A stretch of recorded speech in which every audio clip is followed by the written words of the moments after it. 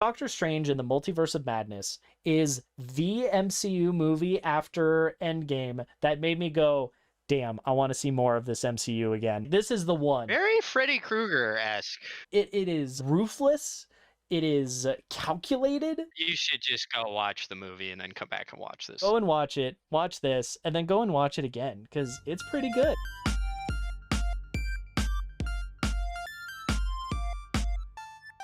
Hello, everyone. Welcome to Narratives and Nonsense. We are friends talking about random and recent stories, newsworthy or otherwise. On this podcast, Connor, what are we talking about? The new Spice Girls album. Oh. I can't believe they got back together. It really shocked me. After all these years. The title track was a bit of a letdown, but the rest of it seems to be pretty solid so far. No. Well, as always, the nonsense from our world will always be here, but Doctor Strange and the Multiverse of Madness. It was maddening. Maddening. Yeah, Doctor Strange Mom, a lot of words. As it's been abbreviated to, which is just the best. Very fitting. Let's make it Doctor Strange Mom. And then, yeah, we're in for a real treat. There will be spoilers later in this discussion, so if you want completely no spoilers, we'll get to it. We'll let you know before we even start talking about it. But in the meantime, as always, we'll start with going through the week. Connor, how you been? What's new? It's been all right. Weather's been a little so-so, but no snow, so I'm pretty happy.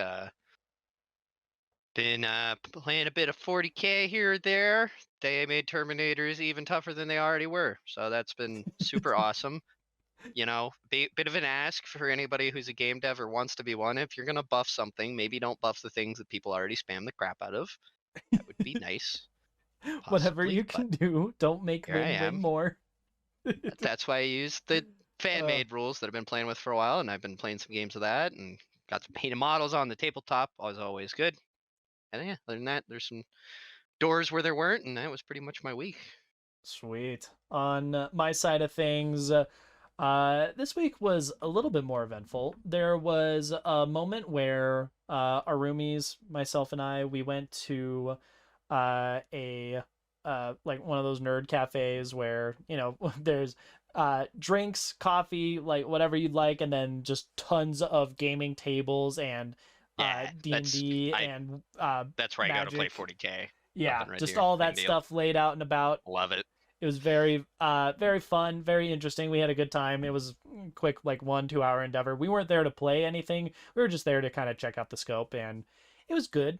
Outside of that, we finished Halo 4 last week. So as of the recording today, later, or yesterday for those listening, we will now be starting Halo 5. And Halo 5 comes with an interesting logistic challenge in that it's not on the PC because they were mean and put it just on Xbox. So a friend of mine, Emily, shout out to you, woo, lent me her Xbox One so that I can play Halo 5 to breeze through the story and then give that back to her so that she can continue enjoying the game that I have purchased. So that'll be entertaining. Likewise, this last week, we finished Kingdom Hearts Chain of Memories. It is done, and we have started Kingdom Hearts 2. And, oh lordy, the intro is very long, but we're in for a fun, emotional ride. That's very exciting. It literally... You mean the best bosses in Kingdom Hearts history? Also obviously. true. Also true. Some of those fights are so much fun, and the fact that we have the reaction command, we're not shuffling through card decks to make attacks and cast spells. We get to just play an RPG. Oh, that's gonna be a lot of fun. So that's where we're at with Kingdom Hearts, and then for Knights of the Old Republic. It'd been a couple of weeks since we had played on Saturday, but my buddy Marcus and I, we got to do another round of that, and seemed like you made some good progress, though. Yeah, we're just on the cusp of leaving Terrace, and all the fun plot that comes with that. Big. Yeah, it's big. You leave the you're out of the tutorial level and you're out of the tutorial world. Now you get to properly like explore the galaxy type stuff. So A It's little like bit when of a you slow leave the burn. starting city in Final Fantasy VII. Yep. If you Yep. haven't played KOTOR. Exactly, exactly. So that's gonna be very fun. I'm very hyped for that. And then outside of that, goodness, it's been so hot down here. It's been consistently 60s through 80s. There's been some rain. Thankfully, the nights are still cool. So as long as you leave the window open and let the air flow, you're not I, sweating to death throughout the day. But oh my I guess gosh. I'm gonna be losing my basement privilege. I don't need an AC. I'm just underground. Yeah, no, we are we're gonna be heading straight into this next week with 70s and 80s. Wednesday, it's debating if the high is 87 or 89. I'm not ready for it, is what I am. I'm just not ready for summer heat, but hey, it's upon us. We'll get some sunshine too, which is always nice. I'm enjoying what light rain comes, and we're in Colorado, Yeah. so Hopefully some more bouts of rain. Rain's always good. yep, yep, It's gonna exactly. be this hot. Oof. Oh, no kidding. So, outside of that, as far as some good news of the week, this last week had a whole bunch of different stuff going from the LGBTQ side of things. Uh, it's Karen Jean Pierre is going to become the first Black woman and the first openly LGBTQ person as the White House press secretary.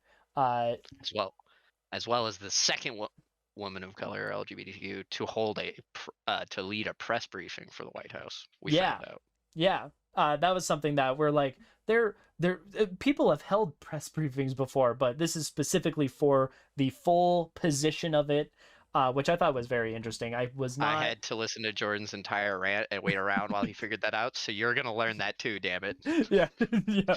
So that You're video with me. that was an announcement of this last week, so that'll be happening fairly shortly in the coming weeks. Additionally, something that we found was there was an article about something called Camp Indigo Point.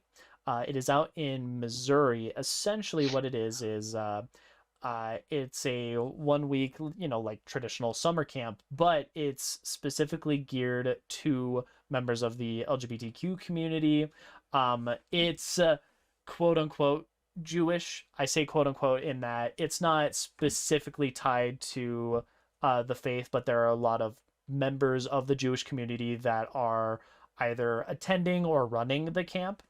Which was interesting, and I mean, it's a summer camp, so they're doing your normal summer camp things. They're canoeing, they're Yeah. doing archery, stuff like that, Well, and and realistically, that would track. In religion, you're always supposed to help people, right? So yeah, maybe yeah, that's just what this community was focusing on, and yeah, I doubt they're real picky. oh, absolutely. And the response has Good on them. been very, very positive. It's something where within, the weeks of it being announced and available for people to sign up for, there are 93 kids from 27 different states. Over half of the Nice. US is Wow. joining in some form or fashion as of the moment, and there's another 50 kids that are waitlisted to join, as well as there, as far as from the administrative side, there are 135 people that are applying to work for the only 29 positions that they have at the camp. So to say that it's been going successfully is a little bit of an understatement, especially because one of the big things with it is it is meant very specifically for people that are LGBTQ. So in kind of going through some of the different things, it doesn't matter if you're, for instance, transitioning or doing hormone treatments or hormone blocking. And likewise, it's something where they are very much focusing on that kind of aspect of, talking about and discussing identity and the like. Just something that's very open and it's heartwarming to say the least, Well, and especially it's because nice to see the yeah, breaching of it all. yeah, Here's yeah. a religious organization helping out an oppressed minority, and it's just like that's nice to see that cooperation, and that's how that's going. It's like this is the way things should be. Just we're helping each other. Yeah, Like yeah, whatever and community you're a part of, like we're cool. Let's help each other out here. yeah, I like and that a and lot. especially tying into kind of breaking up some of the stigma, or at least giving I guess I should say uh together. Yeah, and giving it gives a little bit of like a place of sanctuary. Like, hey, just because some places are less accepting does not mean all places are. Like, here, come hang out. This is something that is available for you. Um, Doesn't like summer camp, man. right? Like Doesn't tangentially, like summer. yeah, and tangentially related. There's an article about there are these two gentlemen, this gay couple that is out in Texas that both work in news anchoring, and it's something where they were not open about their relationship like almost entirely until they ended up posting on Instagram and announcing it to the world, both coming out that they were homosexual and more importantly that they were engaged to one another. Just to again help fight with some of that stigma. It's something where uh, going through that story, that information, one of them outright said like, years ago, if I saw myself and my husband walking down the street, I would have absolutely hated them. And now it's something where if they see, somebody walking down the street that isn't them, he feels bad for them because they are very, very happy together and, able to live their lives. And now they're kind of out Yeah. and about. And again, breaking up that stigma. Um, Tangentially kind of carrying off from that topic, the like big news as far as LGBTQ is concerned, the very controversial bill, the Don't Say Gay dubbed bill out in Florida, it has failed from a vote of 4-7, and right now it's something that is currently in for reworks as far as how they're approaching it and some of the specific details. So one of the things that was for contention is for school teachers whether or not they're able to let people know what their identity and preferences are. For example, that was something that was just outright you can't do it. Similarly, like what constitutes class hours versus not, because a lot of the time it's something where yes, you have in the classroom for schools, but does that also count for things like extracurriculars where say the Mm. teachers are coaching and the like?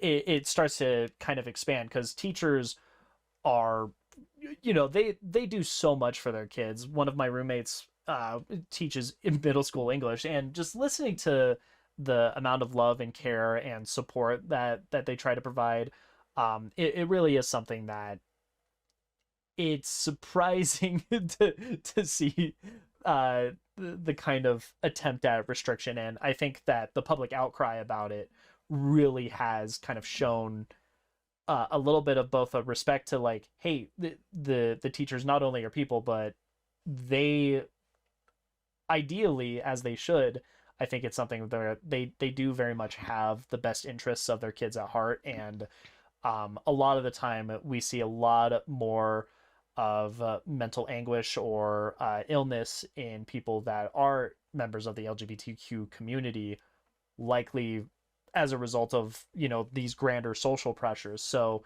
just keeping that dialogue, that chain open, I think is really really important. And um yeah, that's kind of the big stories as far as those that we wanted to touch on. Likewise, there's a lot of controversy going around for the Roe versus Wade decision regarding abortion rights and the like. We're not here to talk about the controversy itself, especially since right now it does still sound like, while it is a plan that ended up getting leaked, there hasn't been set action yet. Um, in response to it, though, and this is the part that I I thought was very interesting, is California trying to get a little bit ahead of the curve. Just this last week, they said, "Hey, outright, we're gonna do a rework within our state's constitution to just cement the fact that hey, abortion is fine here. This is our state's stance on it. You're good to go." If It's kind it's of something, future proofing it and yeah, just making it a little before it bit even ahead of the happens. curve. Mm-hmm. Exactly. Oh So that yeah. was something that was pretty cool. I will say that given a lot of the statistics involved with abortion, casting aside religious beliefs, um, I personally do think that access to abortion is important because a lot of, in terms of that statistic numbering, a lot of the time the the abortion happens much earlier in the pregnancy than most people take it for. Everyone keeps saying like, "Oh, you're killing a child," and it's like, no, it's much less formed than what most people take it for. Yeah, Likewise, unfortunately, a few people do some yeah, shitty stuff and do really late term abortions, and then that just gets that move gets on to it really all, rough and really messy, which and sucks. for some reason a lot of the conversation tends to sway that way when I think the metric is like 90 to 98%, somewhere in there, happens before that third trimester. So it's something that is in a much different conversation when you have, such a small amount of the actual topic happening in as the forefront of that discussion. I think that's something that really changes the perspective on what is this and how does it actually take place. The other thing is that by I mean, we can see things like prohibition, for example. If you make a thing illegal, it doesn't mean the thing stops happening outright. It just makes it so that it's less safe, it's more criminal, so it causes more problematic things, whether it's trying to access it in less Causing the police to have to divert resources stopping yeah, it when it's really not something when if it was just legal, it wouldn't have to waste the time. yeah, it just it makes things a little bit more of a murky water approach to me, as opposed to making it something that's more available but is watched, it's regulated, that kind of thing. um and it's given access, and also some of the discussion around abortion revolves around the idea of like contraceptives being in some form or fashion a way of aborting. And I really don't like that, because if it hasn't even started to take place, Yeah. trying to limit that in and of itself, that to me is uh Well, didn't wasn't there a thing not that long ago about the Pope being like condoms are okay now? Wasn't that a retcon we got a while back? I think so. I don't know. I'm not as It's just savvy with it's Pope news. Yeah. It, I'm pretty sure that was one of his because he's kind of been retconning some stuff last little. I don't know if anyone pays attention to that movie, but yeah, it's the kind of fun. most from my understanding, the But most that was the recent last Pope one I had is, heard. yeah, the most recent Pope, to for what I know, is more on the chill side, for lack of a better description. Like, it's something where I think he's, he's just sensible. Like yeah, he just seems like a sensible guy uh that like it wouldn't maybe isn't quite as extreme in some ways. yeah, he has his pulse a little bit more to how the He broad seems like feeling. an actual person that you could talk to and have like a productive conversation with and be Yeah, like, okay. yeah, he's much more Either way, on the Dalai Lama abortion in thing some though, ways. Yeah. yeah. Um, as always, I think that should always just be a choice left for women. Like, Mm, I don't even know why I can vote on stuff like this. It's like I literally can't have a child. So that's just yeah. always been my Yeah, default I'm not stance. going to be the one that's carrying this, so Yeah, what am I to do? Um, like no matter what I think, it doesn't matter. yeah, and Or it shouldn't frankly, matter. like, going from that, and I would say, like, things like LGBTQ, whether or not you do or don't transition, what you identify with, like, those are things that to me are personal choices. Those are your things. What I have opinions of and say does not matter to your life, your story, your context. Do as you do. Just, that's kind of the mindset that I take. And Absolutely. yeah, Well, it's an and a big interesting thing thing. too is everyone always says, "I don't understand it," and it's like I don't either, but I do understand they obviously feel a certain way, and that's what they need to do to help that feeling. And Yeah, just because I can't empathize with it, it's not a yeah, story that I directly relate to. I can understand, hey, you're going through you're tough going through times. something. Yeah, you're I'm distraught, here or for you, you have, this insurmountable decision to make. which is a very intense one. Yeah, Like that's a crazy thought to have. yeah, that's something that or does it it's have to deal with best something like that? to yeah, it's best to let people work through things of their own accord as they need to. Um, and then gear shifting from that, just going to some of the lighter and more interesting, weird side of things, the more nonsensical ones. Um, uh, Going to California again, uh, they actually have California. knows how to party. Um, they actually have a pretty cool thing that happened in this last week. More specifically, last Monday, late last Monday, so mid afternoon, a little bit before our podcast would have aired last week. Apparently, California hit nearly 100% of its energy coming from specifically renewable resources. And when I say that, the metric that they said was about 2/3 of it was coming from solar, another third from other renewables like wind, geothermal, so on and so forth. And the specific number was 99.87% of its energy uh, was coming from that in particular. That would have happened for, I think it was for about an hour. Um, so they are continuing the Rather pace impressive of, for an entire state yeah, for an yeah, hour. yeah. And That's pretty not cray just cray. that, California, there's so many people out there, so their Yeah, energy demands are much, much higher. exactly, right? Like, and it's Yeah. hot too, so it's sometimes it's a lot more of an intense demand as well. If you're Yeah, trying to for cool using things things, like air conditioning to try to regulate that and the like. you gotta Um, Kind of puts a big piggybacking strain on off of that. it, it's, continuing that trend of what we saw with, the US entire last when we were talking about that kind of energy metric. And it kind of shows that Where California that is, 12% is coming from, or yeah, yeah, 12 to one of them. 13%.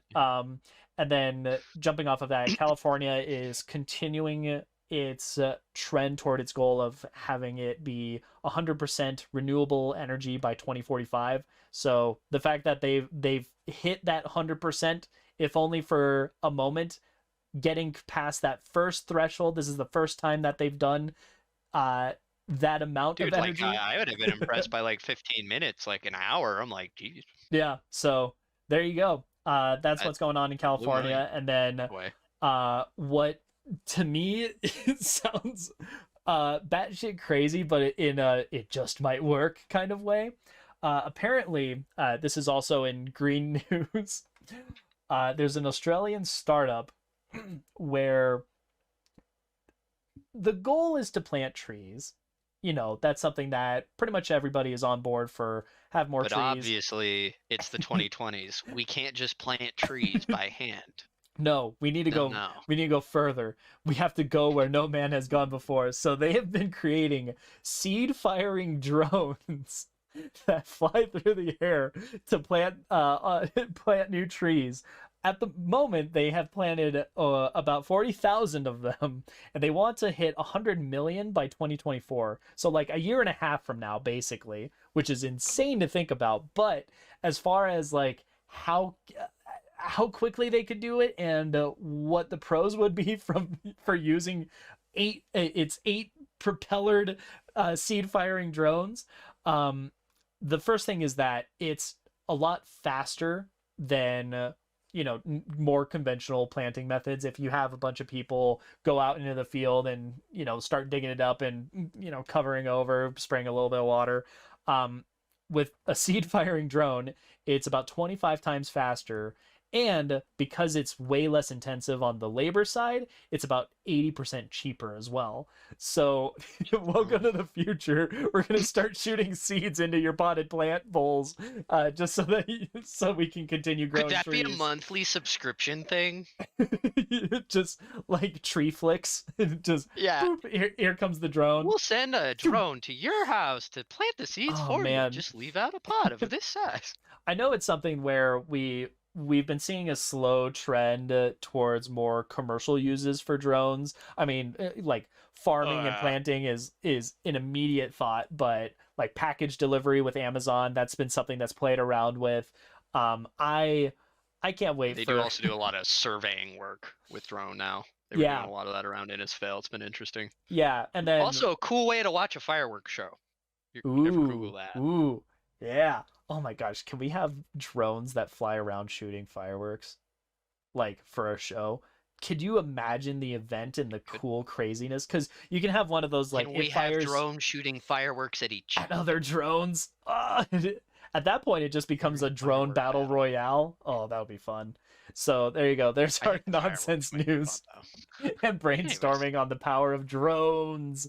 Um, oh, basically we're just saying we want Twisted Metal but with drones. there you go. Following that, some of the holidays for this fine day. First and foremost, happy birthday, Billy Joel. Let's go. Yay, uh, Mr. Piano Man. yeah. Is that your favorite song, or do Like you have the another one that you Joel. really like? No, I always liked For the Longest Time. It's my favorite Ooh. Billy Joel song. Yeah, yeah. I am for myself, I am a big fan of the song in Oliver and Company. Oh, Why it's should I worry? yeah. Why should I Why should care? I care?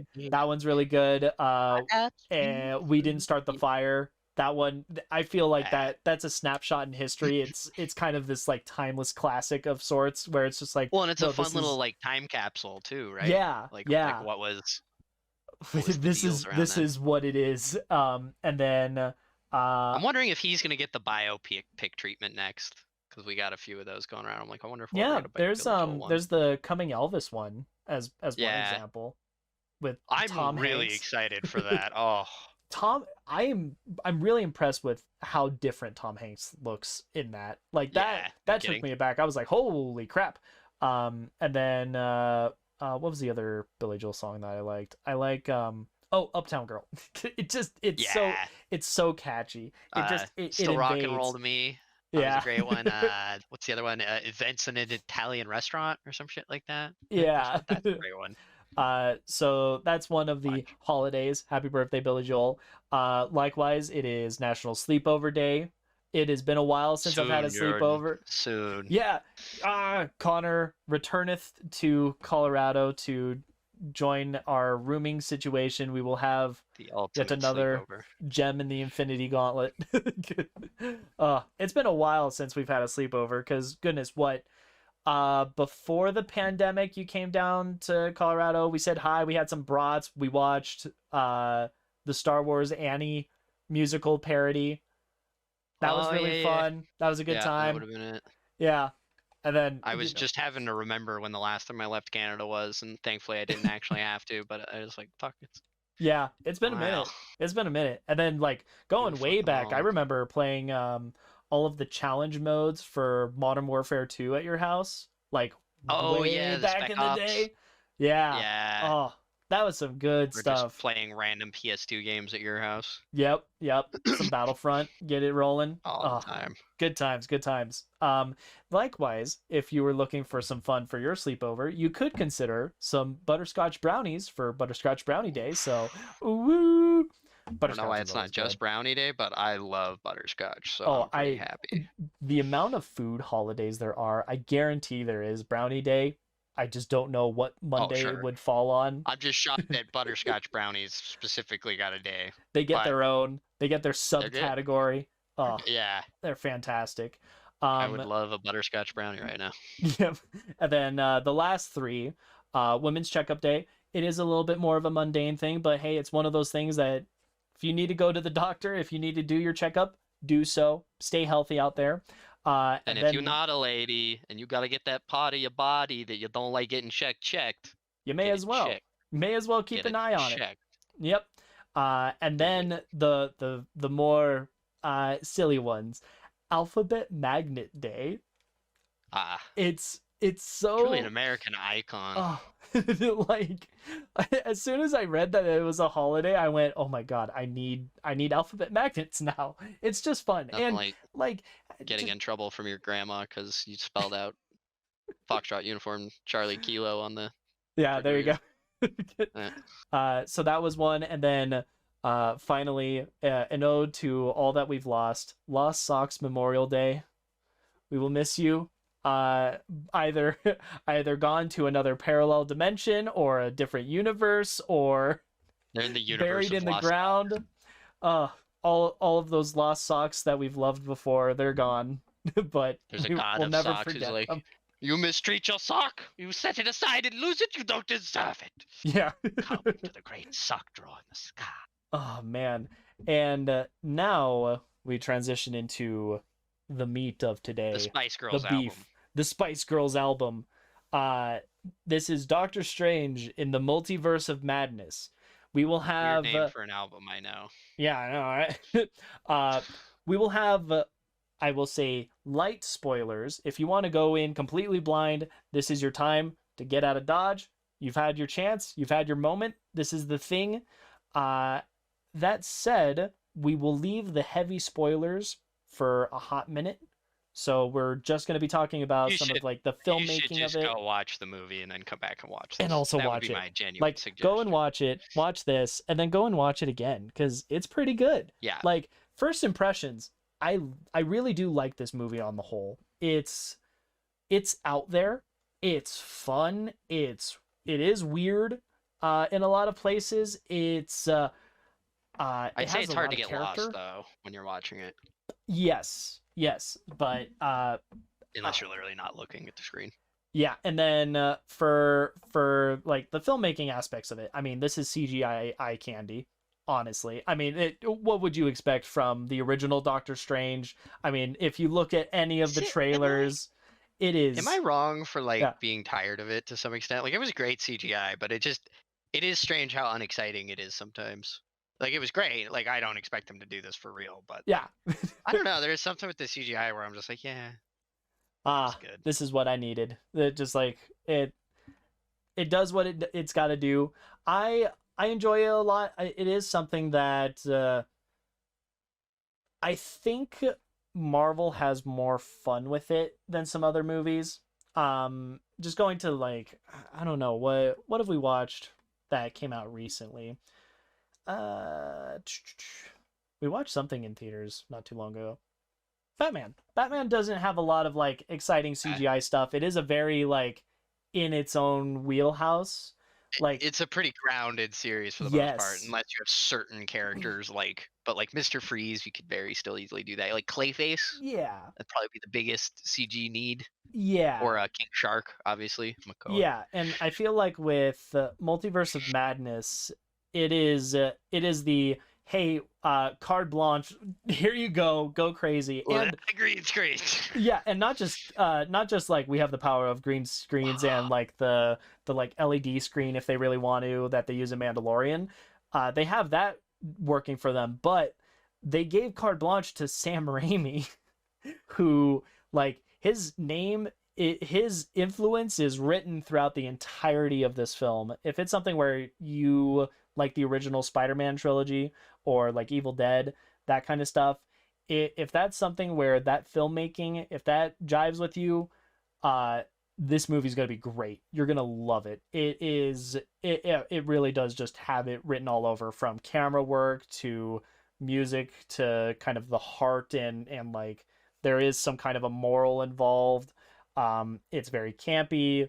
I mean, it's fantastic. It's a lot of fun, and I they wasn't got really too hype on watching this, but I was doing it for the podcast, and then I saw Sam Raimi was the director, and I got really excited. yeah. Like, okay, never No, mind, it was worth it. I always held it in the back of my head, like, oh yeah, Sam Raimi's involved, and then I watched it. I was like, oh my god, Sam Raimi's involved. Like, hot damn, like, The man makes statements. right, and I think You will notice him.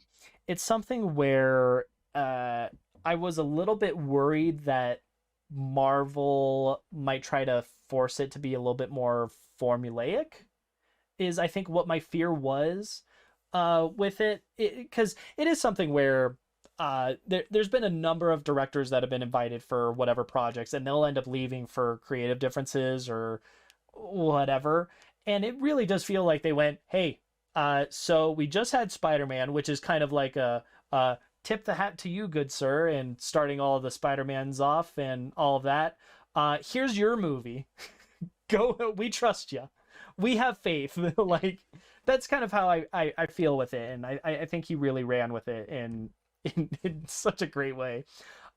He's definitely a guy, like, I feel like if you're trying to rein him in, it's like, why did you hire Sam Raimi in the first place? Yeah, I guess like it So it almost was be nice to like see that they seemed to Yeah, it's almost like let putting that stuff chains go. on like Taika Waititi and not letting him make Thor Yeah. Ragnarok when Ragnarok is easily the best of the Thor movies, and hopefully, with the fourth Thor coming out soon, we'll get another like slam dunk in the collection. Given how this movie has gone, I am very excited to see what the next step thing is.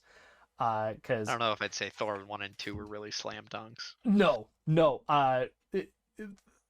this movie and Spider-Man, I think, crushed it. Very. Shang-Chi was really good. Black Widow was meh, to say the least. I do think we're in for a good slate. Maybe it's just the fact that we've had our post Endgame gap. We have some of the TV shows, and now we're back into that here's a Marvel movie and it Things kicks are butt and it's ramping up. fun. Yeah, and we're gonna do it again and we're gonna do it again. You had your break. Let's get back into Forever the and mix. ever, bigger and bigger. So that's Disney and Marvel for 100 episodes. for 100 years, Morty. 100 years, Marvel, MCU. 100 years, Morty. Oh my gosh. So Always and ever. uh I'm very excited to see what more of the Marvel movies bring. I also think with this movie in particular, two things that I'm really appreciative of is the connectiveness of things. It lots of Easter eggs, lots of callbacks, lots of good shit there. And this Fun stuff doesn't, we haven't even seen yet, but's in Marvel Universe. yeah, Great stuff. and this is probably the most spoilery thing that I would say in terms of the filmmaking. I'm glad that it didn't just devolve into a CGI mess. It feels like from the get-go they were very intent on what the end confrontation climax stuff is going to be like, and I'm very happy with that. They had some Well, very crazy and abstract scenes, but they were very like quick and still very like styly, clear and yes, visually very yes, like. yeah. So here's your final straw. We're going to talk about spoilers. We are going to give away big beats in the story, and we're going to talk about what we like and what we dislike about it. We're going to talk about Go some of the watch the movie. the filmmaking things Go that are watch the movie. connected directly to Go the music watch and movie. the cinematography and Go so on and so the forth. movie. 10, 9, 8, 7, 6, 5, Go 4, watch 3. the movie. Go watch it. It's good. The time has expired. Spoilers. Okay, the music fight. Snape kills Dumbledore. Snape kills Dumbledore. Ah! Holy crap! I've never seen a more literal depiction of diegetic music in a movie where you they have strange fighting strange with fucking music notes, and it depending on whether it's the good music or the bad music, quote unquote, it changes the instrumentation orchestration of it. God, like it was weird. It was great. It was fun. It's straight out of like just proper comic magic nonsense that Yeah, just oh, I loved it. full cheese, all the cake. Yes, and it a lot of fun. That was one thing that I immediately wanted to gush on, and the fact that it ties into the music and by proxy Danny Elfman, who does the music in this, as god damn it he would, because it's Sam Raimi that's doing it, and Bruce Campbell is in it just for a full I hearty also minute. love how Sam Raimi gets to use Doctor Strange's powers to continue to force Bruce Campbell to physically abuse himself Yeah, in a yeah. movie. Oh, Great, just it'll be done in 3 weeks. like that's been a real like odyssey throughout films. Is just Right. Sam Raimi making Bruce Campbell hurt himself somehow. And then finally adding to that, the Bruce Campbell tangent, the post credit, real on the nose. It was almost like Ferris Bueller's Day Off esque, where it's like, get out of here, go home, where it's just, oh, it's over, it's done. That was great, and dude, Bruce Campbell's getting old. I don't like that. Yeah, Like, oh been happening no, for a while. the Did you slow not watch assault of Ash versus time. Evil Dead? No, no, I haven't Okay, seen yeah. much of any of the Evil Dead stuff. Like, I know I've seen the first one, and that's the extent of my exposure. We'll have to And change just to that. clarify, that's the one where there's like 4 or 5 people in the cabin. I Yes, can't remember the actual. yes, yes, Okay, yes, cool. yes. I'm just checking so I know that you've seen the first one. Okay. Yeah. I do want to show you the Uh, second one sometime, but we'll get to I that. know someday. Look at that. So there's that stuff.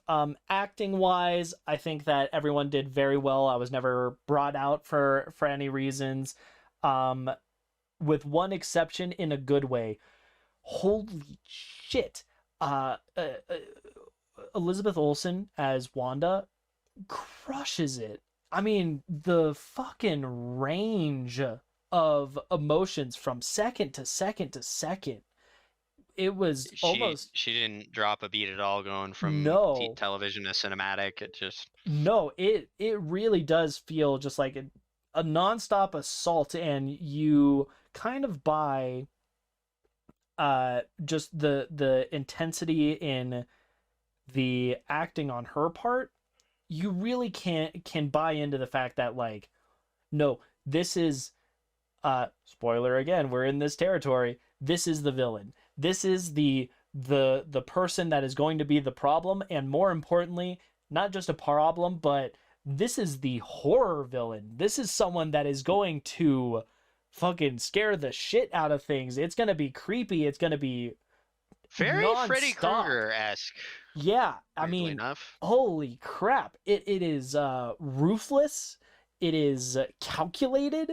Like, wow, it is fantastic. And the fact that she pulls off this almost like broken flip of the switch primal acting is kudos. Like, the acting is great through and through, but Jesus, that really did just like take me out in a well freaking done. I was very very happy with that. And um going off of the acting, like, it's something where I don't want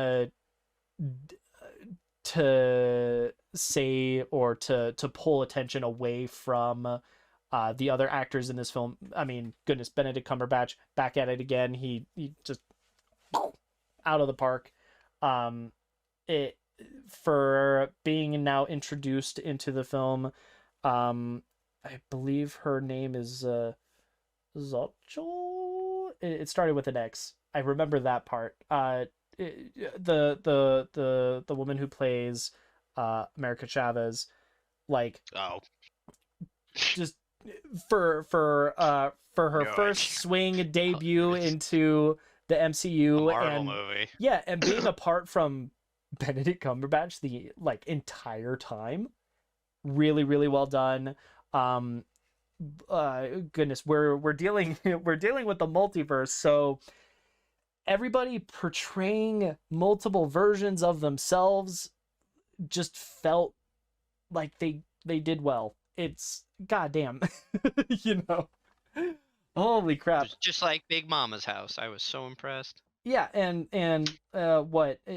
going for Wanda, we have two Wandas, possibly three.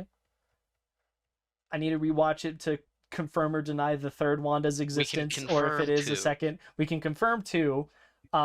It's something where you flip back and forth between those Wandas directly, and then the emotions of said Wandas flips well as well. And then you have four Stranges, five if you include one of them being a resurrected zombie. Like, the first Strange, the prologue Strange, comes back, so it's kind of his own, but not exactly. Like, boy, imagine juggling all of that from like the No acting kidding. perspective. Oh, It's just, and each feels distinct to what it is in the plot that it needs to be. And we're dealing with the idea of possession through dream walking. So it's like, yes, you are a different Strange, but you're the same Strange in a different context or in a different body or what have you. Like, mm, uh, it was really, really great. Dialogue is one of the weirder things. It's something where this movie feels very campy and it has a lot of just genuine heart to it. And it does get to the point of cheesy and it could be divisive. I liked it. I liked it a lot.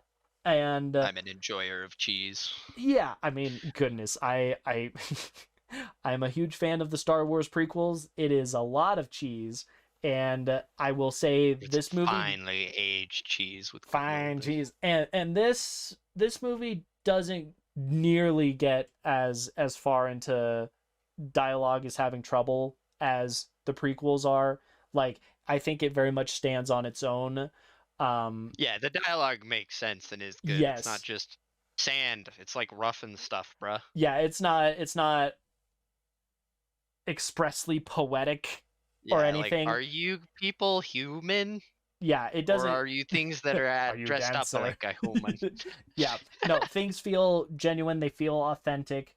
The like I think the big hit against the dialogue is going to the campy esque stuff of it is some of it is on the nose Things have expository. really gotten out of hand. It's Yeah, like, oh my god, chew that scenery just a little more there, I big loved it. guy. I love that. Holy. But yeah, That's some gonna be the next BBG catchphase, I swear. things just got out of hand. uh, um, Just uh, like, what of it? Oh. it yeah, some of the expositional dialogue is a little bit rough because it really is just like thing. Oh, by the way, this is why this is the thing, and I'm for it. Some people might not like it. I'm for it. I think especially in Pay this attention, film. you lazy fucks. I think in a film like this where we're shuffling through so much stuff, it is very helpful. I don't think it goes as far as outright hand holding. It could have.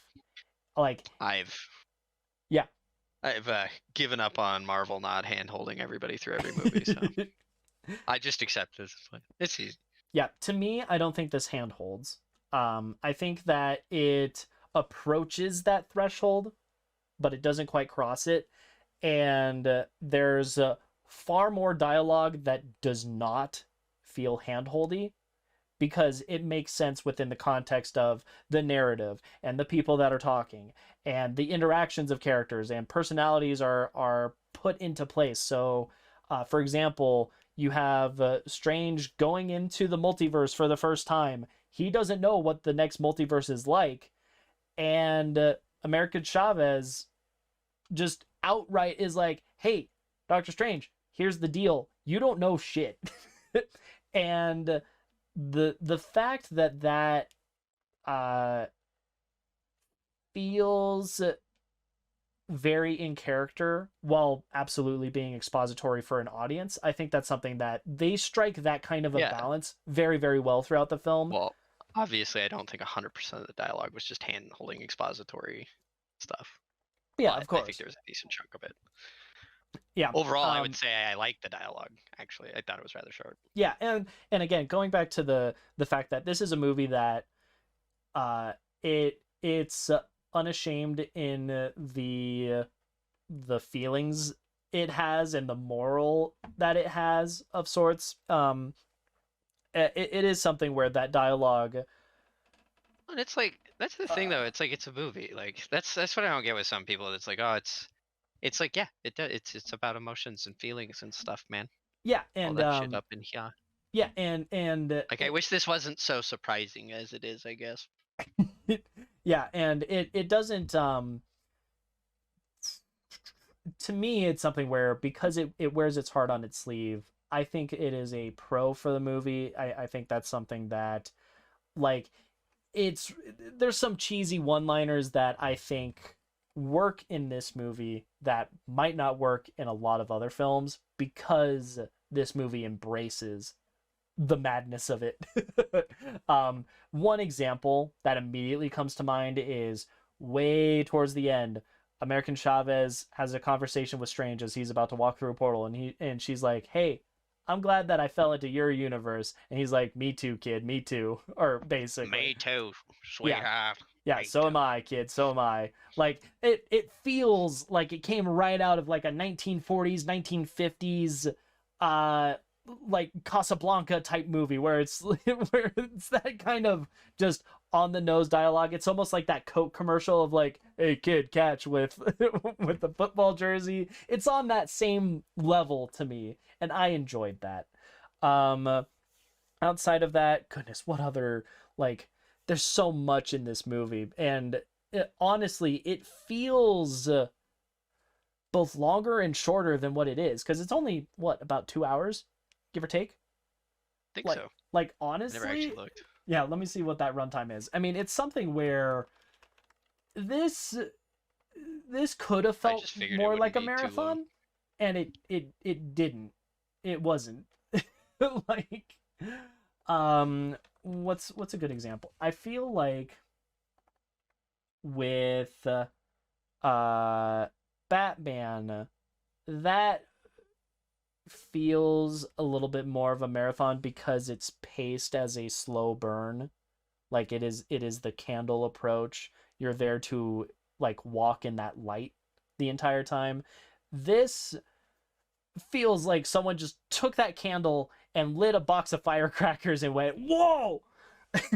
Almost. And it just straight to the point kind of stuff.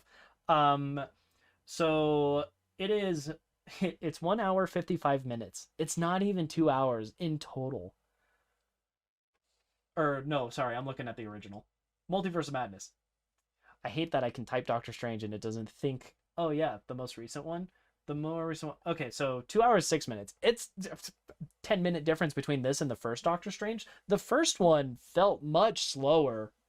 Like it felt, I don't want to say a slog, but it took its time a lot more. This one, Yeah, I it was mean, in no rush. this is a roller coaster of Uh, emotions and excitement. That is the beauty of having, all these movies in this universe since it's been established. It's like, well, now we can We can go buck really wild. go for it. We don't need Yeah. to. We've got the groundwork's already built for us, Oh man, it's so much fun. which is a fun payoff Um with all of these. yeah, yeah. And then uh going back to that cinematography aspect and the craft work in this movie, like the horror involved is intense, and I don't think it ever devolves to jump scares for the sake of jump scares, if that makes sense. Like it's something where when people talk about horror, I feel like the immediate response for some would be, "Oh, so it's full of jump scares that are just like out to get you as the audience." Yeah. And with No, it this, shows you it is much very scary more, imagery that's icky. yeah, this is much more non-stop villain, like almost thriller, not quite slasher, but like it approaches that kind of line where it's like, I would say it's pretty similar to like Silence of the Lambs level of yeah, it's eerie, it's gruesomeness. creepy, it's relentless. Like, Someone also just gets bisected at one point, so yeah. Here's another way of putting that's it. fun. It is the level of horror as like Darth Vader at the end of Rogue One kind of thing, where it's just like, "Oh no," and you can't look away. Like you're empathizing with the people that are in that situation, like, "Oh shit, oh this is bad, oh this is gonna be real bad," but you can't stop it. It's just going to go. It's not a surprise. In fact, they were anticipating it. They were readying for it, and it still goes through and just murks everyone. Like that's the level of horror, and I love it. It works so well in a, superhero situation where the villains, the antagonists are elevated beyond human. Like it makes sense that something like this would just be this non-stop force. And unlike something, say, like Thanos, where it's like this calculated creature of um logic and reason. This is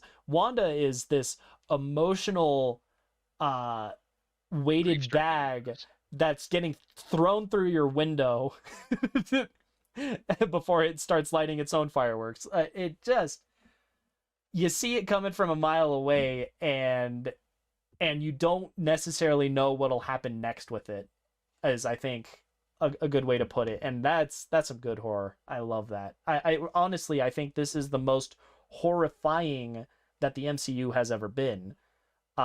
I mean, they literally at one point kind of make a reference to Carrie. Yeah, So like yeah, it's pretty palpable even if you're not like super yeah. into No, it's something where Wanda Marvel is folk. covered in blood and oil, and like wearing a white shirt just No, dripping like across her face kind of thing. I mean, it really is just in it. I did also like it Oh. because when they were doing that, it was fun that it was only half her face. Mm-hmm.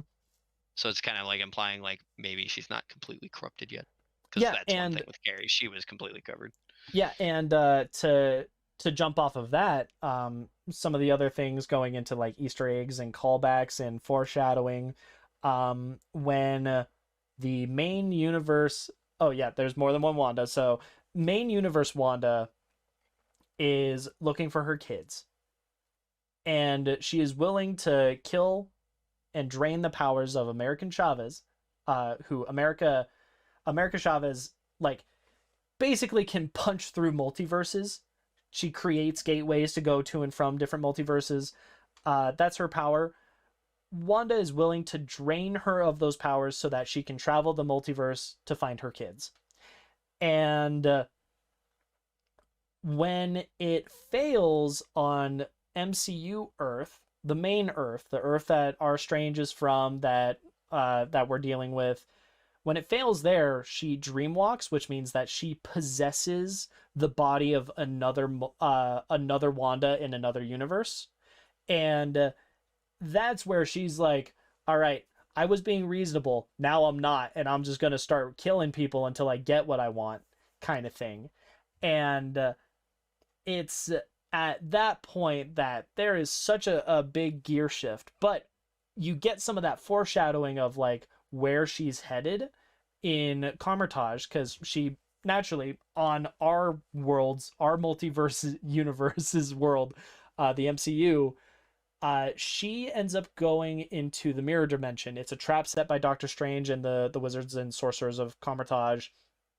And when she crawls out, like full distorted, shifting, cracking bones type thing, when she crawls out of the mirror dimension, uh, she's like cut Pennywise-esque. up. Yeah, she is cut up and broken and beat up, and you can see this like massive lines of gashes that cut across her face, and that's exactly what it looks like when she later inhabits uh her alternate self to continue pursuing what she wants, when it's covered in blood oil stuff. Like it, ooh, ooh, it's so good. Well, and it's Um, really interesting with that because that becomes a bit of a focal point too. Because there is one of Strange's multiverse guys. He is very much the same way, where he was the guy who like by any means to get more power will help me save the world. But it didn't matter what it took for him to get that. So you mhm. keep seeing that reflection, and it kind of puts him and Wanda on the same level with like they are kind of in that same trap. Yeah. To add Or to it, Strange is capable of becoming like that. I yeah, should say. straight out of the trailers, it's something where she says, "What, you break the rules and you become a hero? I break the rules and I become a villain? That doesn't seem fair." Like it really is kind of a big crux of the movie is Strange, both dealing with the immediate threat of Wanda, but also fighting a little bit of the internal threat of His like, own. yeah, you could fall down this slippery slope of being a psycho. Will you? And to an extent, he gets to see either directly what that version of him looks like, or the aftermath of what that version of him looks like with some of the multiverses they go to. Because they go to the Illuminati universe where Doctor Strange went through the Darkhold, the book that is enabling Wanda's powers, and he starts an incursion. This was something that he was trying to stop Thanos originally with. He starts an incursion, so two universes colliding into one another until one of them's annihilated, gone, the end. That's the ifs, ands, and buts. And the Illuminati universe is strange destroyed another universe to keep theirs intact. And by proxy, we get to meet, I would say, the other side of that, where you have another Doctor Strange who is also getting into the Darkhold and wanted to do anything that he could to like be with Christine and be happy. And But there was no reality where that was true. There's no reality that he should try to go to, like, he's breaking the rules in order to try to like do that, to make that happen. And by breaking those rules, his reality ends up getting caught in this incursion and breaking, and it messes him up. Yeah, and then he's like, I'm gonna kill everybody. Yeah, and he continues like reading through the Darkhold, and he wants to still pursue this goal. I'm not sure what like the time frame is. I'm imagining it's a similar time frame of like 5 years, assuming that all else are similar in these multiverses. Between like when Illuminati, Thanos, Strange gets killed off, thing happens with the whole incursion against each other thing happens. If that's in the same like 5 year span, while our Doctor Strange is like chilling, he has no idea about the multiverse. He's just doing as he do. These other two Stranges, Illuminati Strange, who was looking for an answer to fight Thanos, and lonely, sinister Strange, who was looking to like be with Christine. Both of them go to war with each other in the grander multiverse. That's my understanding of it. Some of it is a little bit more interpretation type stuff, but either way, these characters are reflections of what core main Doctor Strange is. Our MCU Which I think Strange. is what really helps keep this whole thing grounded as a Strange movie. Yeah. Because some people were kind of talking about that, like they thought he got overshadowed, but I think that's kind of the way they make it work. Yeah. Personally. Yeah, it isn't just Strange fighting a Strange. It's Strange fighting himself as expressed through another Strange. And I think that's all the difference in making this a film that works, is if you're going to deal with characters confronting themselves, make it so it's still some impact, some fact about themselves that they haven't quite gotten over. And I think that they handle it very well on a lot of levels, because you have one idea is Strange will do anything that he needs to come out on top, and his counter argument is the other Stranges that have done such things and Wanda. You have Strange must be the one to hold the knife, is the quote. Like, he has to be the one that saves the day, that wins, that does the thing. And and there's an interesting thing with that, because the cool part about it is I think a lot of that comes from that is his own way of justifying the decisions he made to let go of his old life and become Strange. So it's like it's kind of in his head that like if he's not the one holding the knife, then what did he give all that stuff up for? I think that's a big part of like why he's so held into that, which I think is really cool. Yeah, I always thought absolutely. I thought that was an interesting like point that somebody was talking about in the movie theater. I didn't go with them; they were just there. Yeah, they mentioned it like after the fact, I think. I was like chilling, waiting for the credits. Yeah, and the fact that at the end of the movie he relinquishes the responsibility of, I don't want to say maybe that's too weird a word. He willingly lets someone finish the job with Wanda. And he also accepts his spot, right? Like he accepts he's not the Sorcerer Supreme as well. Right? And he lets America and Wanda trust them, out. Lets them do it. Yeah, he to phrase it differently, I mean, he goes, "Oh, I'm Obi-Wan," to America Chavez is Luke. "I am the one to teach you. You finish the job. I'm just here to give you your guiding words. Believe in yourself. Punch that star fist, you multiverse barrier." That's where he settles, and that was really cool to see him not win of his own accord, but kind of putting that faith in somebody else's capabilities. And Well, and you can then definitely look mhm, at it a bit too as like a generational thing because obviously America Chavez is younger, so I think that's kind of a big thing in that as well. Is like like a very much little like bit the of old like guard passing the passing in torch. the torch, and Yeah, like kind of being a bit of a microcosm for that, which yeah, I think is he's very it's not a like passing the torch of this is Doctor Strange's goodbye. This is a like, hey, exactly, yeah. you can handle some problems now. Go and do so. Well, and like you were saying, the whole young Avengers thing is a pretty real possibility. So Mm, I would be wondering if we might be seeing more of that kind of stuff. If this might be a bit of a precursor to seeing more of that kind of stuff, like establishing these younger heroes yeah, before to do the something within the podcast, group. we had such a long conversation about like, okay, what does this tie in with the grander MCU and where are we headed? What are the next things? Because it does raise a lot of interesting thoughts and questions about For the record, what's after next. this, I think it's going to be Secret Wars with Dormammu Muchnice, but the Young Avengers thing, I Yeah, definitely see coming. yeah. Going from the Secret Wars aspect, there's all the multiverse things that have happened in Loki, in Spider-Man, in What If, and now in this, which I feel like is Well, the even in the payoff of animated those. Spider-Mans, for Christ's sake, like Yeah, yeah, into the Spider-Verse. that's Uh, Sony, but still. yeah, it's something where we as a an audience, a general viewing member, are much more in tune with that idea. And um, on the subject of the Young Avengers, you have American Chavez. You have what's implied to be some kind of Iron Man sequel at with the clinging of the hammer. We haven't seen any payoff with that as of yet, but it's assumed Well, and that we'll right have a new now, Iron Man. I'm Um, pretty sure it is still the newer Iron Man, the girl, the like teenage yeah, girl that yeah. Tony trained right now in the Um, comics. you have Miss I don't remember Marvel. her name.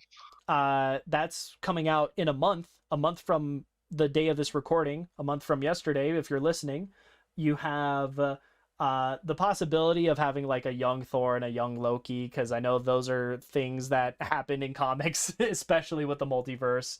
It'd just be Uh, fun. We all want more yeah, Loki. you have Hawkeye with The what's oh her face no, with the ninja suit, oh no, youngin. it's not Kitty Pryde. That is an X-Men. Yes, sir. Oh no, oh no, Hawkeye, but not. It's okay, Jordan. Calm down. It hurts. It's It okay. hurts. Oh Okay. no. Her. Yeah, girl from Hawkeye. If you watched it, I'm looking it up. I can't. I'm weak. Kate Bishop. she's not Son of a. there. See, yeah, Kate Bishop. yeah, I'm that very was a name upset you should because have I really remembered. like Haley Steinfeld is the actress who plays Kate Bishop. I'm disappointed. I failed. And then Yelena, who was in Hawkeye as well as from Black Widow originally. Um, we're setting up for something. Uh, but yeah, Well, so and with all that's the Teen Titans stuff going on for DC, it would make sense that they were maybe have a starting to look towards counterpoint. that direction Yeah, too. Because that is a big thing. Because that's one of the bigger issues with a lot of these Golden Age heroes is a lot of them were quite a bit older than a lot of the people actually reading them. yeah, So, and that's something that kind of came more about in kind of around my era and a little bit after that when the sidekicks started doing their own thing. And you yeah, got like Nightwing and stuff. So it'd be and cool. ironically, it's something where like you mentioned Teen Titans. I feel like all of the like kid teen aged type stuff, things that it's like high schoolers doing their thing. Peter Parker is kind of like the only example that has happened with Marvel things. They tried it with Young Mutants, and that kind of fell apart. The X There Men was the are old, not yeah, teenagers, not really. You do they get your are. moment in First Class. There Is is a what it is. series of X-Men though that is them as if they were, but it was set as if most of them were in high school. Yeah, like I can't remember what that one was called. these are characters that in comics have been younger as a team, like almost Scooby-Doo esque gang going out beating up baddies. Uh, that we haven't really seen out of Marvel yet. So I'm holding strong that that'll happen. Um, and then other things that happened in this movie. Oh, this ties into some of that like external thinking that we're discussing. The Illuminati in this movie. So something that to me was not as communicated, I think, from the movie telling, like just audience goer. I don't go through all the comics. I know that the Illuminati is a thing, but I had to clarify. uh, In the comics, the Illuminati is known for being kind of, sticks up their ass, cocky, headstrong, like, nah, we know what's We are best. better than thou art. Yeah. They're very much, they hold the knife, if you want to go as it's a antithesis of what Doctor Strange's kind of being is. Um, Once again, another reflection of a flaw with yeah. Strange. To me, I missed a little bit of that context from the Illuminati.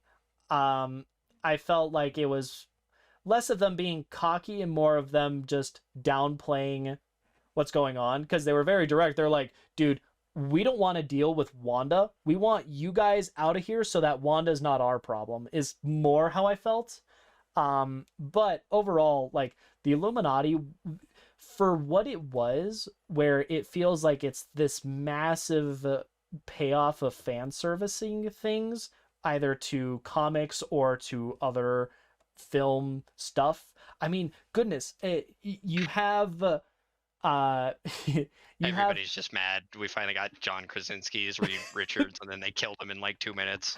I'm not mad with it. I love it because, it's the No, Illuminati one. that's what I it don't really care is, about though. him. The people who are that really is it. They're just like, no, we have, Cool though. yeah. I hope we do get him in an actual movie now. Yeah, if this is a fan servicey thing, I feel like this is the best way of doing it that like works, where it's like, hey, you know what? Y'all want your like fan cast of Fantastic Four? Well, here you go. John Krasinski. There it is. Are we gonna have him in a full film? Shrug. Hopefully. I hope so. Him and Emily, I feel like that would work out pretty well, but we're gonna find out. Did you want to see, Peggy Carter? If you want to see They Haley really need to Atwell, get the guy who plays Dwight to be Doctor Doom. that would be so funny. Oh my god. So going on that fan service train, if you want Peggy Carter to be, Captain Carter, if you want her to be Captain Britannica, or however you want to phrase it, she's here. She's done it. You liked her in What If, now she's back. And do you want another Miss Marvel? Here you go. Or not Miss Marvel, Captain Marvel. Here she is. If you want Professor X, you want confirmation that there are mutants in this show, whack, there you are. It's Professor X. It's him in the chair with the 90s intro, like, full stop. And it's the The right 90s chair. chair too, so it's the yellow floating one, like straight And he out of the does comics type stuff. Ugh. And he's talking to a girl who's being possessed by an evil entity, and that was a huge. The whole Phoenix thing Yeah. was big. All fun. And he is again doing it. Yeah, and carrying off of Very that, good at like that. Wanda in all of the on all of the comic side of things, Wanda is a mutant as opposed to being powered by Loki's scepter. Yes, in the MCU. So like mutant things happening, you get the mutant guy, perfect, nice, well done. There you go. And then like for the real niche thing, Black Bolt for the Inhumans, which is both which is both Agents of Huge Shield, waste of time. because Agents of Shield have Inhumans, and that was going to be their mutants. And then you have the Inhumans show with Black Bolt that was just a train wreck, but they got the actor that did that. They got him back. Like, the fact that he's like, you know what, I'm down. Let's go. Round 2. Like, It's like, I think they actually care about this character. oh my gosh. No, they did a very good, well done, well deserved job with it being fan servicey, but in a way that makes sense within context. Because it's like, here's a fucking weird lineup that I don't even know how you would try to put that together in like the mainline MCU. Another universe is the best way to do it, and I think they crushed it, honestly. I mean, hot diggity. Is it too much fan service or is it too niche or I don't know. I don't know if I care. Like I Why is it being every time we see things from multiple media franchises, they're just like, it's just fan service? It's like, well, it's a movie about video games. What do you want? Like, yeah, what are you it's a expecting movie here? about this genre, this topic. The Warcraft movie is fan service. It's like weird. It's almost like it was made for people who are fans of the Warcraft games. It's odd, and it's like a service. Yeah. That's so strange, isn't it? Um so I think it's something where they balanced fan service with still being approachable. We're gonna have to do a test run. I know that my mother is returning from her and dad's trip away. Dad does not give two craps about the MCU. Mom does, so I'm gonna kidnap her and we're gonna watch it, and it'll be both a Mother's Day and a happy birthday for her to go watch Doctor Strange. Um, Nice. so we'll see how she holds on to that information. I have faith in her. We're gonna cross our fingers. She got a little lost with Moon Knight, so we'll see. I don't think she's finished Moon Knight though, so Hmm. that would help with that. And then goodness, as far as like more of the things outside of this movie that felt like they impacted this movie, um, you mentioned Doctor Sleep, which is the sequel. Sequel to The Shining. Yes. And you wanted to bring up some parallels between that and this movie Well, slash the MCU.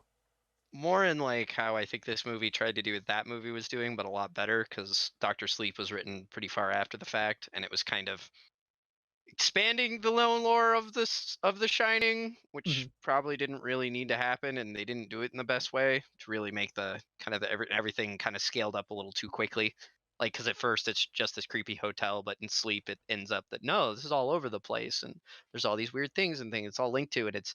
I feel like this movie executed a lot better on expanding the scale of its already established universe more than it did, while still feeling like connected and not like, And oh my grounded. god, I just watched 200 episodes of anime tried to be crammed into 2 hours. Mm, mm. It keeps it believable, in tune with the story it's trying to tell without overstepping its bounds. Like Yeah. this isn't a 4 hour movie crammed into two. Uh, would probably be. I'm trying to think of the last time I felt like that. I would say Doctor Sleep. That'd be the last good one I had. Yeah. I did feel that way with something. I guess the most recent thing I can kind of think of that I watched would have been Amazing Spider-Man 2, where like Yeah, so much of that was yeah, set up with for all the things outside of villains. its own context. Yeah. Yeah, and Um you got like 15 minutes of screen time for like three of the major villains. yeah. Yeah. Rhino for some reason was in all of the marketing, but really he's Yeah, the end of post the like story. yeah, like the He's the Spider-Man will feel good continue beat to lead Spider-Maning. out on. Yeah, Yeah. Um they uh, jobbed them out. yeah, it this does a good job given how I would say dense this movie is. I think this does a very good job of keeping things at pace, I think is the way I'd phrase it. And then going from that to uh like what are the grander implications for the MCU? Well, with the if you're good with talking about the end credit scene now, that was a pretty big deal when he gets to meet that one lady. Her, I believe that's gonna be Clea, who is Dormammu's niece, and they in the comics get together and go around and fight in the Secret Wars, which are basically them trying to help stop a bunch of incursions from going down in a poor way. So Okay. I And think that'll probably be the likely one, but we'll see. yeah, I Also, I'm not sure if the she's named in Darkhold the was credits. destroyed, but Strange has the its third eye. influence is still around because Strange's third eye does come from that these days. So that Yeah. is also a thing. That's its magic's not gone yet, Yeah. Yeah. even though it's physically not around. And going on the topic of the Darkhold, this is something where we have been in this very big nebulous territory of is it canon or is it not with some of the other MCU show type things, i.e. Agents of Shield.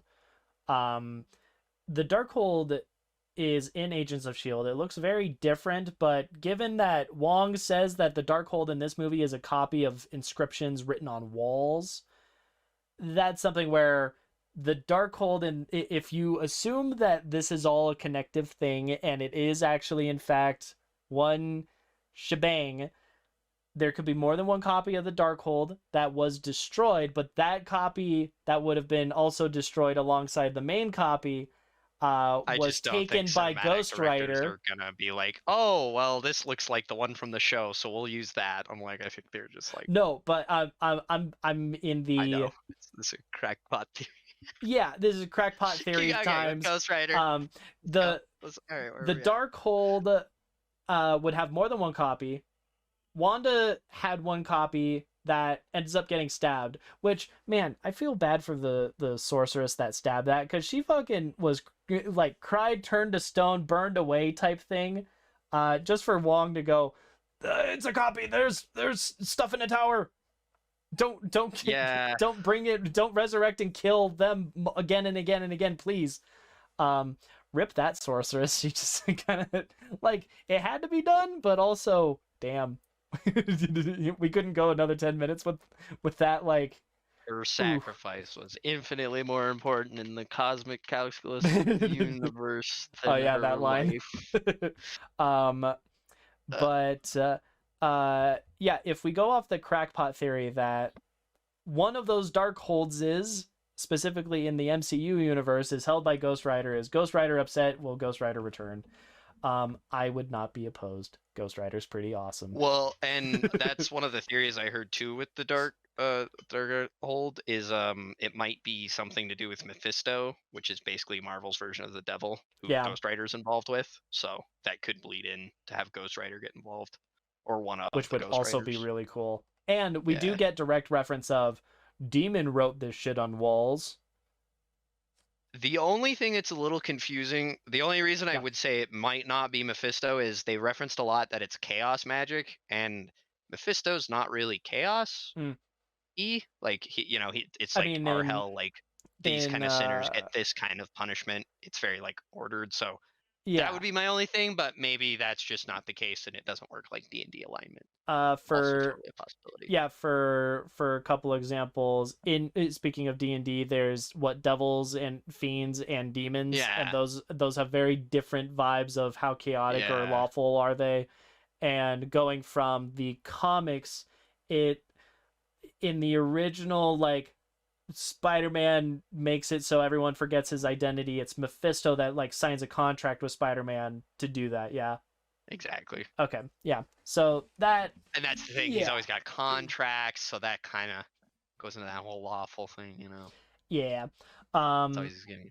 so I that's don't some think of by any the, means that Ghost Rider's not with it, because I believe in the comics he does come around for a lot of the Scarlet Witch stuff, but maybe I'm off on that. I haven't read a lot of the Ghost Rider stuff. I believe it. It's I wouldn't see magic-esque, why not. It would make biblical-esque. yeah, it's a whole thing. Either way, Honestly, I mean, if they go, Ghost Rider leaning more biblical type stuff, we are getting Thor Love and Thunder, which is dealing a lot with deities. We just had Moon Knight, which is the Egyptian pantheon. Um yeah. it's what, Boss? I forget who's the Black Panther god for Oh, Wakanda. mm, Originally that's supposed to be part of the Egyptian pantheon, just mm, tangentially related yeah. to that. So Black Panther is an avatar of the Panther God, whose name I'm spacing on. If it continues going down this, like, God train, maybe we do get something where we get Ghost Rider again, which would be pretty dope, I and wonder when we're Mephisto gonna and see stuff the like one that. above all. Yeah, that'd be insane if we go, like, full. I don't know which Star Trek it is Full because I'm not metatextual. stooped. I'm not stooped into Star Trek lore, but when they literally just meet God, Yeah. if we end up doing that one above all with Marvel, that'd be very weird. I don't think we'll ever see that, because at Hey, that they point, said it about it in the comics. They said that. I'm sure they said it then. You'll see, there Jordan. You'll see. Probably not. It's really stupid. it's really, it's strange, it's weird. It's No, it's just stupid. It's not weird. It's just a very bad writing decision that they shouldn't have made. It's not good. uh, Don't do it. yeah, and we have international audiences. Yeah, If you want to like go from just a movie logistics perspective. we don't need Um, somebody writing themselves into the movie as the director of the movie. It will be okay, I think. um, so there's those elements of like ABC, Jordan's crackpot theory. Um, for I would certainly like Ghost Rider to get involved. yeah, for more like legitimate things of like where do we think the MCU is going?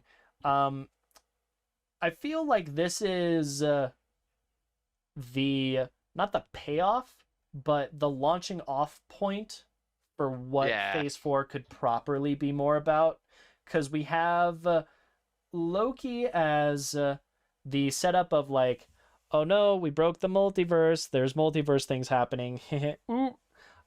We have Spider-Man as like the first proper shattering of multiversal travel things, and I think and what if just kind of exploring what is a multiverse and how does it be. And I think Doctor Strange is the no, we're gonna like interact with this stuff and talk about incursions, which it sounds like incursions are kind of what Loki's villain endgame had been in decades or centuries, or yeah, time is weird in the TVA. Like, he talks about how there was a multiversal war and I won, and now I have the sacred timeline, and I have the TVA go and trim all the other multiverses so they don't pop up again. But and we don't have any more incursions. yeah, and it sounds like that's what incursions are, just them going to war at each other. So maybe we're heading in that direction, which to your point, if it's Dormammu's niece, was that what Yeah, you were saying? If that's yeah, who she is and they're leaning towards the secret yeah, war anti-incursion stuff, that sounds pretty yeah. dope. you know, That's how and they kind of set up him going through the multiverse and romping about. That was his buddy. yeah, and to And kind it'll of, be nice because they like each other, and she can actually be with him because she's also magical and and not Rachel interdimensional. Palmer, So not yeah, I almost said Rachel or Palmer. Christine. Christine Palmer, Rachel Dawson. Uh, it's not Christine. That could be one way we're going, and then it's to continue down the crackpot theory thing. We've seen multiverse where Professor X exists, and thus mutants presumably, Oh unless he has some other weird reason why he has no, superpowers. it But it's very very likely that it's a mutants thing. And he says the line of like nobody's too far gone or whatever. Like, oh, oh, fan service again. Um, he has gotten a few different kinds of Earth destroyed with that same idea. yeah, Just for the record. fair. But And his son was one of the people who destroyed it when that happened. going off of Good times. that idea, we have this hint of Fantastic Four and this hint of mutants proper. Maybe it's something that multiverse collision nonsense is how we get mutants in the MCU. Another Well, and it might more be more crackpot us theory. jumping around in the multiverse too, even if it's not like direct like Maybe. incursions with them. I don't know which way they would go with it. I feel It could be like cool if they did like, okay, here's this universe talking about some X-Men. Okay, here's Fantastic Four in this universe talking about this X-Men, and then at the end of one of them, you realize, oh shit, they're fucking gonna have their they're gonna galaxies are gonna collide. collide. So now what are they gonna do? Like the How are you gonna Fantastic Four from this universe and the X-Men in this, or like, do they fight? Are literally they gonna work just together? it's literally just Disney like Yeah, playing 5D chess to pick and choose its favorite parts, and Kevin Feige goes, "Yes, make it so." that could be really tight. Yeah, that could be very interesting. So But I do think Secret Wars is likely, or something of that ilk. yeah, I think yeah. that's gonna. It's pretty hard for them not to do that at this point. Yeah, and then what are some other lingering threads that we've yet to see? We still have no idea about the scroll stuff, which I believe that's Secret Wars as well, Yeah, right? which is really weird considering how Um, much of a focus that was around Captain Marvel's time. Like that yeah, seemed like such a big deal. And but with Fantastic Four, one of their villains is a guy called Super Skrull, who's yep. kind of like Skrulls, but he gets Um, messed up and he ends up with their powers. the Fantastic Four. or the Fantastic Four's So powers is maybe if the Fantastic um Four happens with Super Scroll, we'll get more of that. to ask a question for Captain Marvel and Miss Marvel, what's their connection? Is there? There isn't. Okay. They just happen to. They just That's why happen to they have the keep same names. trying to say it's Marvel or whatever, Sure. because Because it's Marvel the got naming. really horny on the whole, like, we're just gonna take all the names with Marvel in it, but to maintain that copyright, you actually have to do something with it. Yeah. So Okay. then they had to make Mr. Marvel and Miss Marvel. They didn't really want to. They just kind of had to keep Sure. that out of other people's It's just hands. like Amazing I'm not Spider-Man 1 kidding. and 2. Yeah. Good old Amazing Spider-Man. Literally, yes. And this um all came from when Shazam was Captain Marvel, the DC yeah. character. Yeah. They didn't like That whole that. weird Da-da-da. thing. And wasn't Exactly. So Shazam was before DC, he was something else, and then DC happened to get Shazam Captain Marvel. yeah, he was Captain Marvel. Yeah. He was owned by a different company. DC ended up buying that company to get Captain Marvel, and then Marvel was like, no, and then they were like, yes, and then eventually they just made it They settled Shazam. it. So it just wasn't. It was actually DC's choice just to make it Shazam. They didn't have to. Yeah. They just decided to make it easy, Good on which them. I think Shazam's a better name, anyways. Yeah. Yeah. So we have Scrolls. We have Agatha, who has amnesia, just chilling, and Also, just America Mm. Chavez. She could her easily get just her own movie. as She's her got a own lot of thing. really Yeah. cool stuff. This is her origin story. Now we're just gonna see her just multiverse I jump. never really read any of her stuff until literally like today. I was Yeah. reading some of it. I'm like, I'm kind of interested. So I might finally be picking up some more comic books that aren't Star Wars again. It's been a long time. And then oh gosh, we still have albino fixed vision who Yeah. was restored from Vision. Wanda's created vision, just floating about in the universe somewhere. I guess we still Also, have it was a some fun of the Loki thing. things. We didn't talk about this, but it was a fun little thing. Wanda had a little Mind Stone outline on like the the like, costuming neck piece of her costume. Yeah, That was really cute. I jump over to the costuming for just a second again. The from a filmmaking perspective, I think they communicated a lot very well with the costuming. Like you can tell who is what and where they are, as far as, you know, going for Wanda, you know, if she evil, she in Scarlet Witch outfit kind of thing. I thought that stuff was really well done. There is one thing that, from a communicating it to the audience perspective, could have been a little bit more like tight bow ribboned, and that is we have MCU Wanda, and then we have Illuminati Wanda, and at the end of the movie, MCU Wanda goes to talk to her boys. Her boys are afraid of her because she's kind of a horror villain monster now, and a different Wanda, Illuminati Wanda or not question mark, is like, bro, I get it. I will take care of them. You don't even have to worry about it. Now, from the dialogue, it feels like this could be Illuminati Wanda again, which would make sense from like a narrative standpoint and stuff.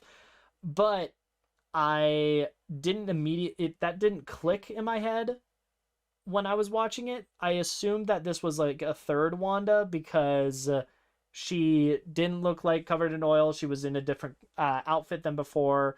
Because when we see her last, she's covered in blood and oil and flies off. Superheroes do not change their clothes. Same thing 20 years a day. Not in 10 minutes. Like her flying out of Illuminati complex and getting to her house. I think that you could have justified her just Only getting she had, back like, home. magic or something to like clean herself with. Also fair. Yeah, the power of Krusty. But at that point, why does she need to change clothes? She can just clean it, and then she's still in the same consistent costuming. What as if she changed before. her clothes with the magic, Jordan? It still could have been the same outfit from a filmmaking perspective. I was just saying. I think you're overthinking it, bud. I'm thinking it could have been one of those, like, it could have been a cleaner bow than it was. And you could even go from, like, if you want to go the artsy interpretive route, you could say that when white outfit drenched in blood and oil, outfit is stained in stuff, that is the pure intention Wanda, the Wanda that is the mother of two kids, getting tainted, corrupted by being possessed and taken over by evil Wanda, Scarlet Witch, angry that she doesn't have kids, Wanda. Her cleaning that off is pure Wanda back in her own skin, doing her thing, and having the pure side of Wanda say, hey, not so pure side of Wanda, I got this. We're good. Go do your thing. If you want to go from like the artsy, like dissected thing, is that too much? I don't know. It is an MCU movie.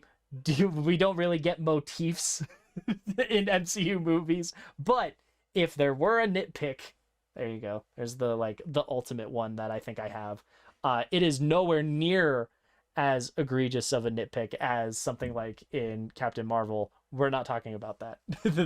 That is We're a not, rant. we're not. That is a rant on the level of There's me the going on Rise scene of Skywalker.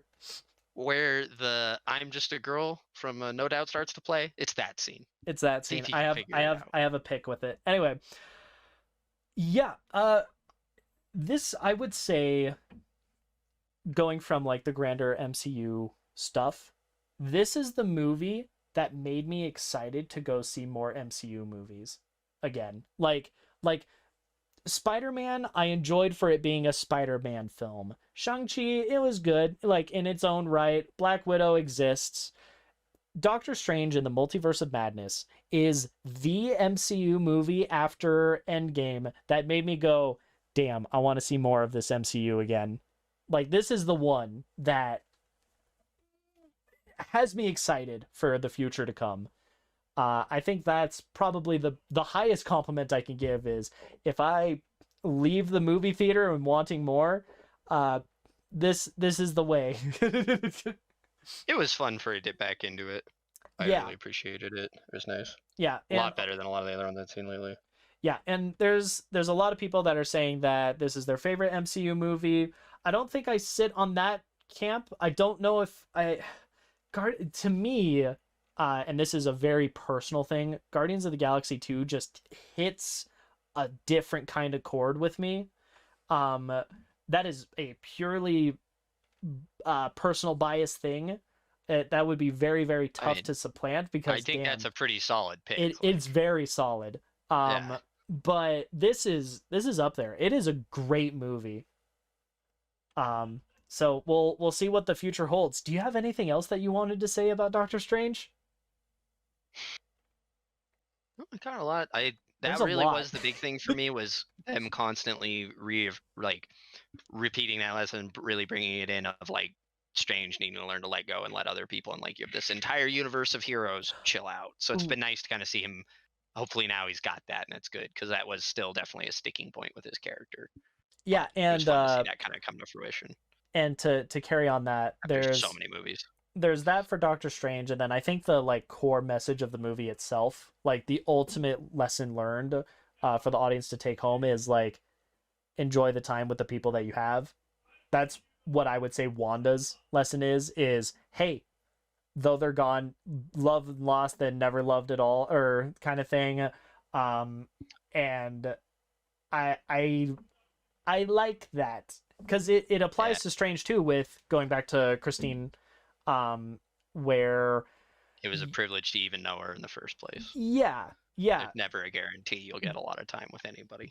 yeah, they have a very professional conversation with one another that touches on the fact that hey, I liked you a lot, it just didn't end up working out for us at the beginning of the movie with her being married to somebody else, and him just being like yeah, and she keeps asking are you happy, and that question comes up again and again in the movie is are you happy, and it's like well, not necessarily is the implication. It's like, yeah, I'm happy, but are you though? And learning to kind of work through that, like you will have times when you're not happy and you can get through it, is like a little bit of that enjoy the time that you do get. It's a layered lesson.